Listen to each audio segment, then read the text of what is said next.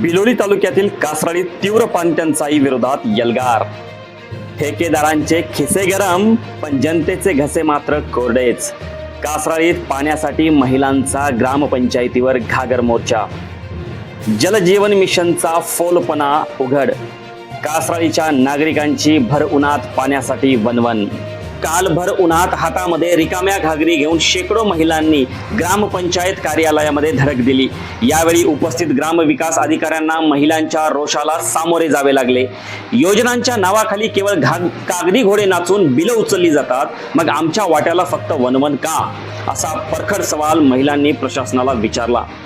केवळ पिण्याचे पाणीच नाही तर सांडपाण्याच्या नियोजनाचाही येथे बोजवारा उडाला आहे। उपस्थितांनी दिलेल्या निवेदनानुसार गावात गटारींची व्यवस्था नसल्याने सांडपाणी रस्त्यावर साचत आहे। यामुळे परिसरात दुर्गंधी पसरली असून रोगराई पसरण्याची भीती नागरिकांनी व्यक्त केली आहे। बिलोली तालुक्यातील कासराळी येथील पाणी प्रश्न आता केवळ टंचाईचा राहिला नसून तो भ्रष्टाचाराच्या संशयाभोवती फिरू लागला आहे।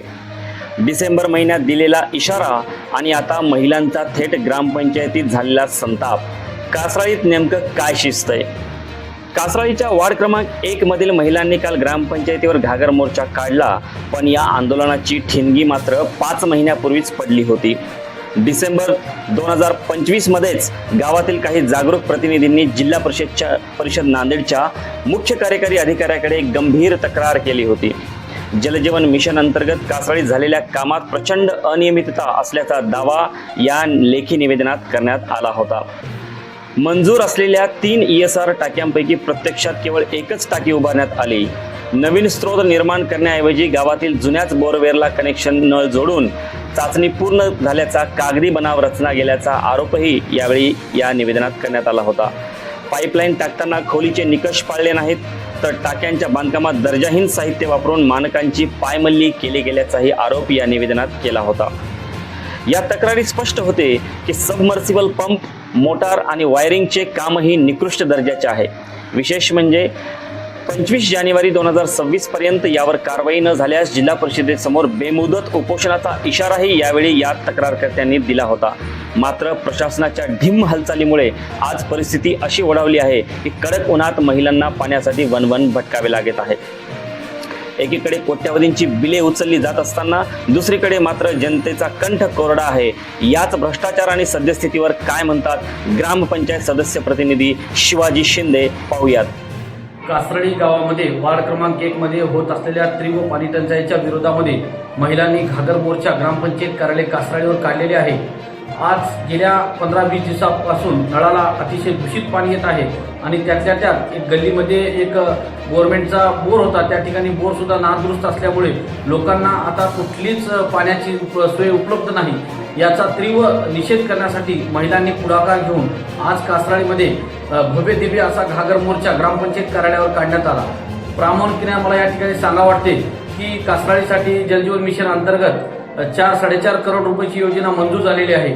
मागच्या ग्रामसभेमध्ये ज्यावेळेस वाद झाला होता की आम्ही म्हणत होतो गाववाले की आपण लाईन तिथला पाणी जिगळ्याच्या तळ्याचं पाणी येईपर्यंत आपण कुठलीही योजना कार्यान्वित करू नये आणि ती पूर्ण योजना चालू झाल्याच्या नंतरच लोकांना पाणी नळाला द्यावे।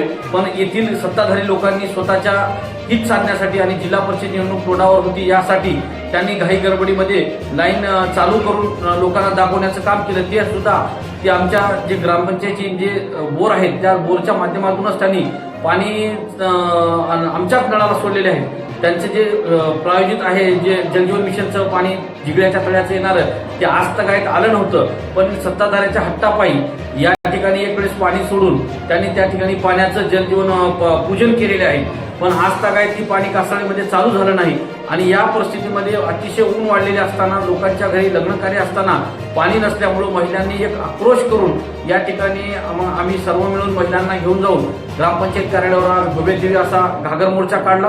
ग्रामसेवकांनी आम्हाला आश्वासित केले की 4 दिवसामध्ये पाणी पुरवठा सुरळीत करू। जर ग्रामसेवकांनी पाणी पुरवठा सुरळीत नाही केला तर आम्ही तीव्र आंदोलन छेडण्याचा इशारा त्यांना दिलेला आहे। थोडक्यात काय तर कासराळीचा प्रश्न आता केवळ निसर्गाचा कोप राहिला नाही तर तो प्रशासकीय अनास्थेचा बळी ठरतोय। एकीकडे जलजीवन मिशनच्या नावाखाली कोट्यावधींच्या निधीची गंगा कागदावर वाहत असताना दुसरीकडे मात्र इथल्या महिलांना एका घागरीसाठी वणवण करावी लागते. भ्रष्टाचाराच्या या वाळवंटात सर्वसामान्य जनतेची तहान कधी भागणार आणि दोषीवर कारवाई होणार की पुन्हा फायलींच्या ढिगाऱ्याखाली सत्य दाबले जाणार हे पाहणे आता महत्त्वाचे ठरेल.